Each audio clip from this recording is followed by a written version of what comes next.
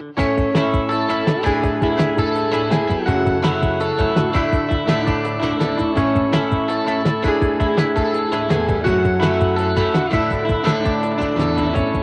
spend most of my time. Hey guys, how's it going? Welcome back to my Practically Imperfect Life. Today I thought I would do a day in the life of a homeschooling mom with high schoolers. So as you saw, it's a little bit after 6 a.m. and I've got some coffee going. And full disclosure, I am not normally doing a whole lot at 6 in the morning besides barely waking up, but I worked a nursing shift last night and I didn't get done until early this morning. So it's been a really long night. So if I look kind of tired in the video, that's why, but lots to get done today. I gotta be productive today. We have, of course, our homeschool day to do. I've got some grading to finish up from yesterday. The kids have some papers they're turning in today for me to edit. We have our group work to do, and then both of them have cooking projects that they have to do for their guest hollow curriculums. So we'll be upstairs part of the day and they'll do most of that kind of independently, and I'm more there to make sure that the house doesn't burn down, but they're pretty proficient cooks at this point. I also have an order to finish for my part-time cake decorating business and, well, dessert business. I have some fall cookies that were ordered by a customer that I need to get decorated today, so that way those will be ready to deliver. Have to do a grocery store run. We're out of a lot of essentials, so not like a big, huge grocery store trip, but a couple of things that we'll need to get. And then we are hosting a costume party this weekend here at my house. And so because of that, I have to get out our actual Halloween decorations. We don't normally put those up the whole month of October. I just pull them out like the week of Halloween because we usually do host something close to the holidays. So we're gonna be getting those out and just kind of ready to go. I won't decorate today because we will utilize the basement space, which is kind of a nice big open area when you start shifting furniture around. But we have a homeschool day tomorrow, so I don't wanna decorate until we're done, but at least get things ready. And then just a couple of other projects that are in progress around the house. So we'll take you along and show you what we are all up to today. Neither of the kids are awake yet. My daughter usually gets up first. She wakes between 6:30 and 7, just kind of on her own. And so she'll be down here in a little bit. So I'm gonna go ahead and I need to get on. I gotta pay a couple bills this morning and I have to get, like I said, a video filmed. So we're gonna get those things knocked out and then we'll just keep rolling from there. So we'll take you along for the ride and show you what this day holds. Viewing what I want from the outside, I comb it over. Okay, quick time check-in. It is now 7 a.m. and I have finished filming the video that I needed to get filmed. So I am gonna go upstairs and put the first coat of frosting on some sugar cookies that I have to get decorated for a customer. My daughter is up. She came downstairs and gathered up her math assignment. So she's working upstairs on her Algebra 2 assignment for right now. I will give my son about another 30 minutes before I wake him up for the day. I don't require the kids to get up at a certain time. They're teenagers. They need their sleep. My daughter naturally is an early morning person, so she tends to be up like 6:37 at the latest, but usually more like 6:30. My son, he does need a little bit of a push because that kid will sleep till noon if you'll let him. That might be just a teenage boy thing. But I usually try to wake him up between like 7:30, 8 o'clock, just so he can get a fresh start on his day. He did have a couple of really early mornings this week, and then he had sport practices that didn't get done till after 9. So he's a bit worn out at the moment. So we're gonna let him sleep just a little bit longer while I go get one more thing done, and then we will get him down here working too. Squirty, you ready to go outside? You ready to go outside? We have to keep an old towel here to wipe off his paws when he comes in, because somebody gets muddy feet on the wet days, don't you? What's out there? What you gonna go get? What you gonna go get? All right, go get it. I don't know what he's gonna go bark at. He thinks he sees things. A goof. Anyways, he has an invisible fence, so no worries. He's not gonna run off. He's just gonna go bark at everybody. I kiss the scene of a crime.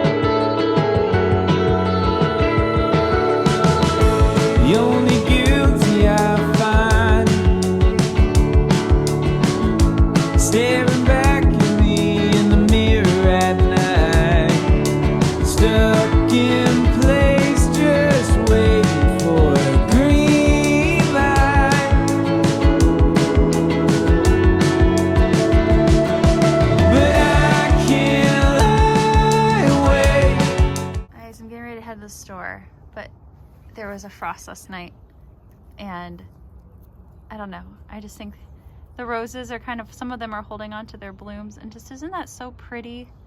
Oh, I'm gonna miss flowers until spring. Makes me sad. I mean, some things will give some shape and stuff for a little bit longer, but it's going. In fact, I think it took the pansies last night.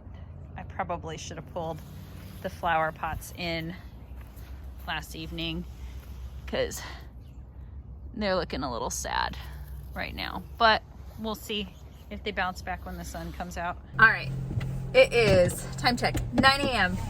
Both kids are up. My daughter has finished her algebra and is working on her literature. So algebra always takes her a good amount of time. My son is up and downstairs, and he is starting on his stuff too.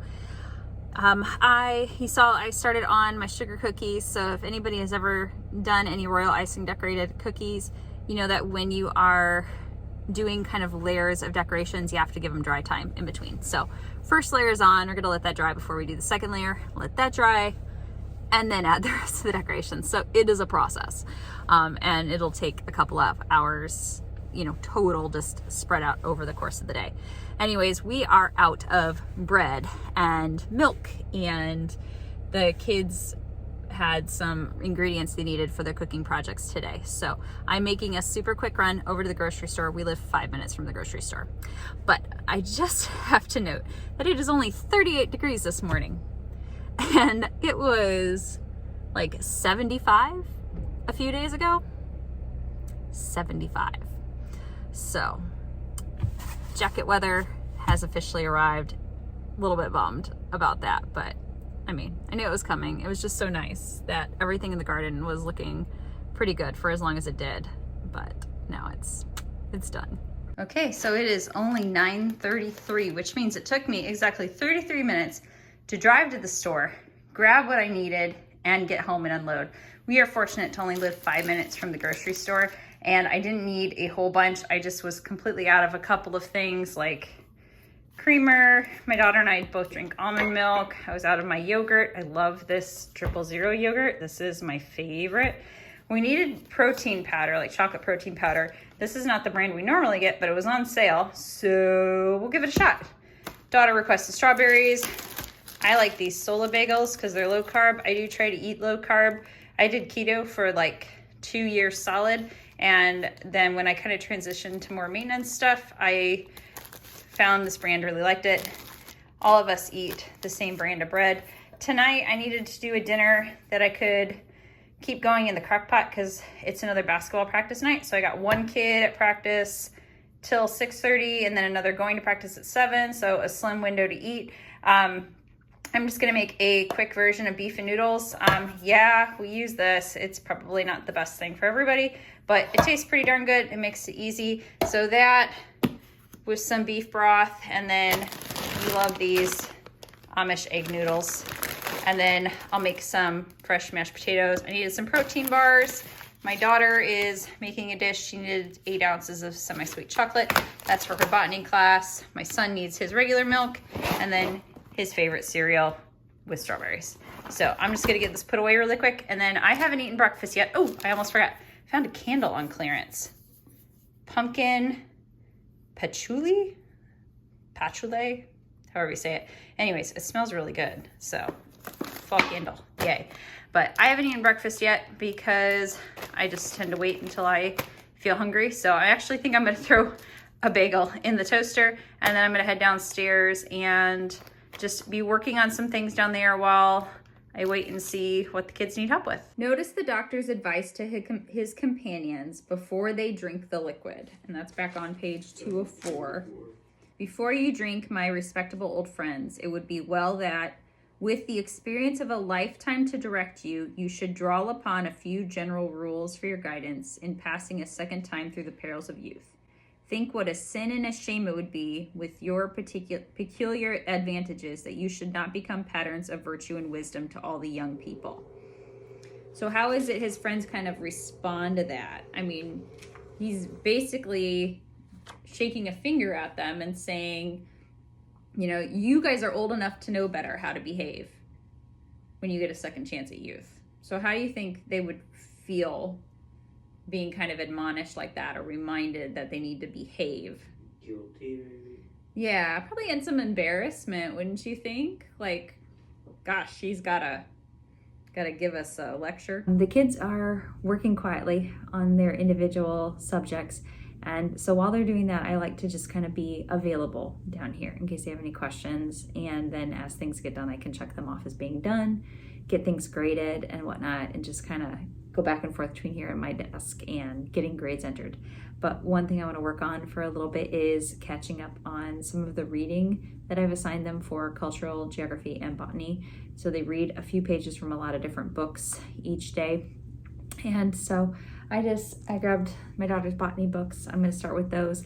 So basically I just sit here and I read the same assignments that I've assigned to her for a couple of reasons. One, part of her grade is a narration journal where she's writing out things that she's learning. And for me to be able to, you know, grade it, I feel like I should probably know the material. And also because it's just really interesting to follow along and read the same things that they're reading. So I'm going to sit here for a bit and get a little bit of reading done. And then by then, I think they'll have a few papers ready for me to edit for them today. For someone else to say, I can live my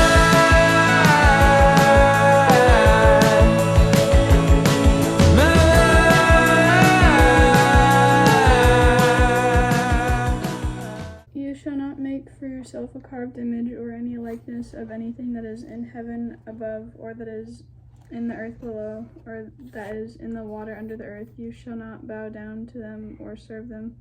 For I, the Lord your God, am a jealous God, visiting the iniquity of the fathers on the children to the third and fourth generation of those who hate me, but showing love to thousands of those who love me and keep my commandments.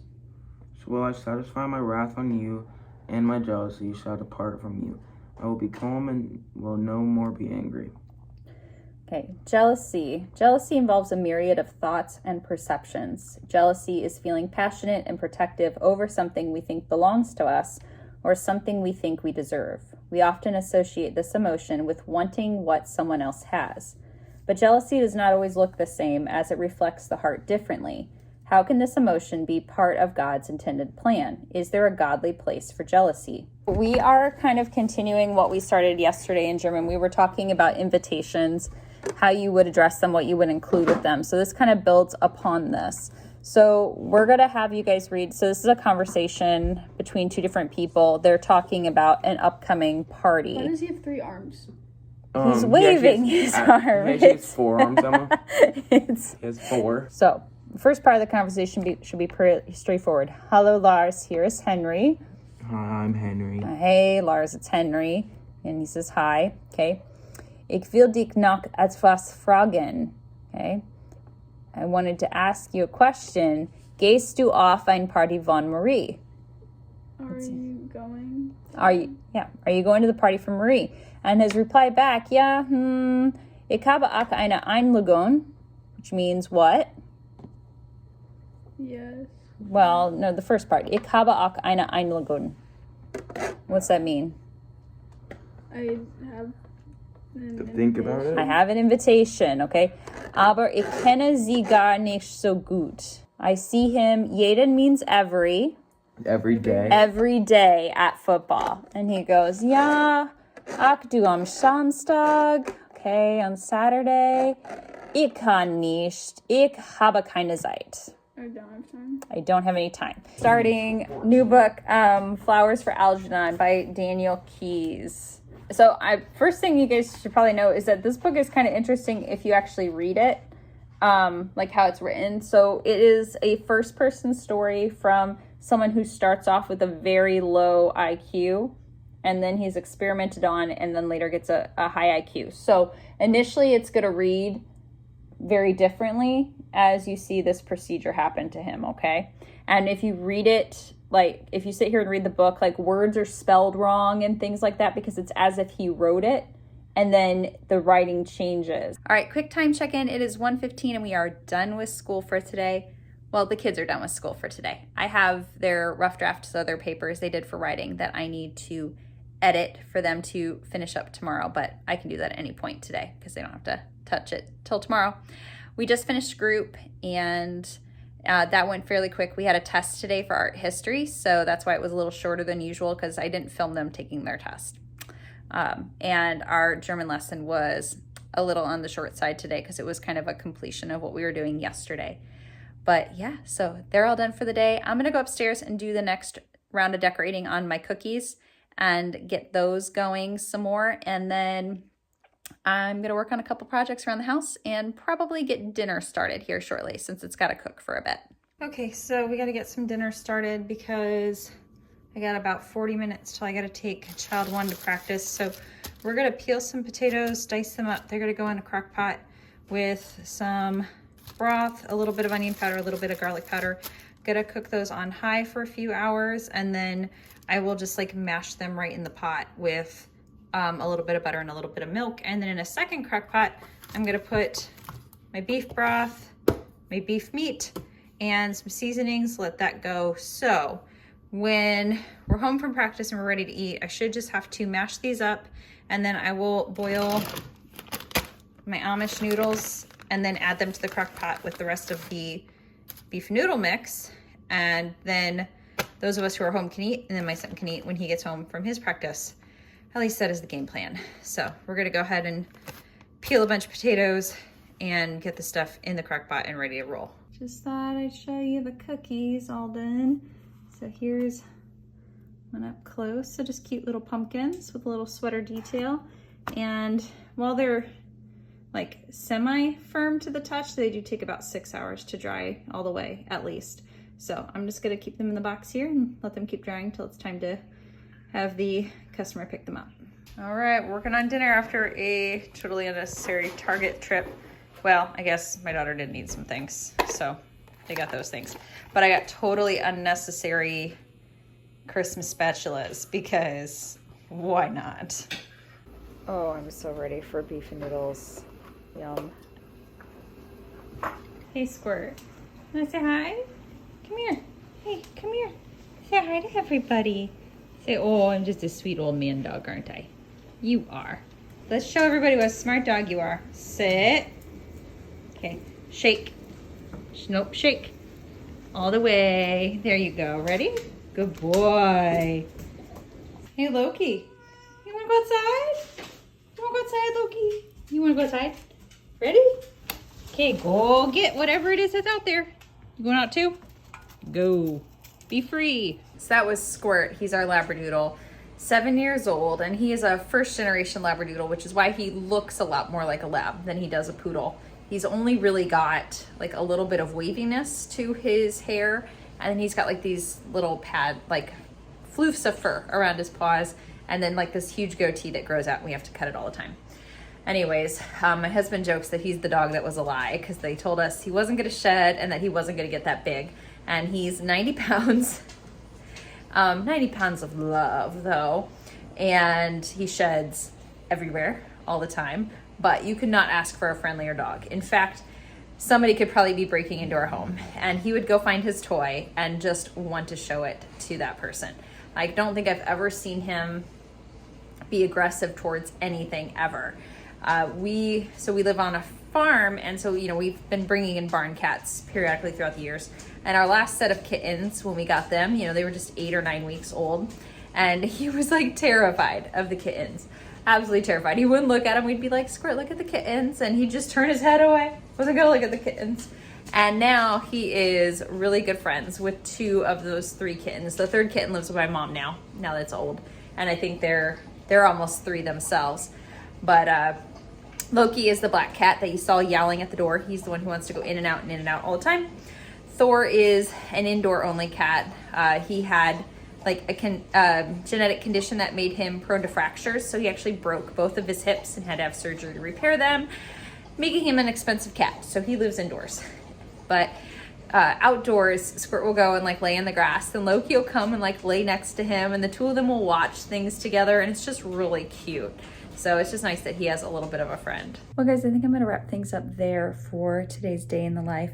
I have child one home and we just finished eating, and I'm gonna actually turn around and go pick up my other one from their practice here in a little bit. And then most of the evening will just be spent finishing up a little bit of grading, doing a little laundry, and getting some sleep. But thank you for joining me for today's video. If you enjoyed it, please don't forget to give me a thumbs up and subscribe down below to my channel so you can be notified when I post new mom life and homeschooling content. Have a great day, everybody. We'll see you in the next one.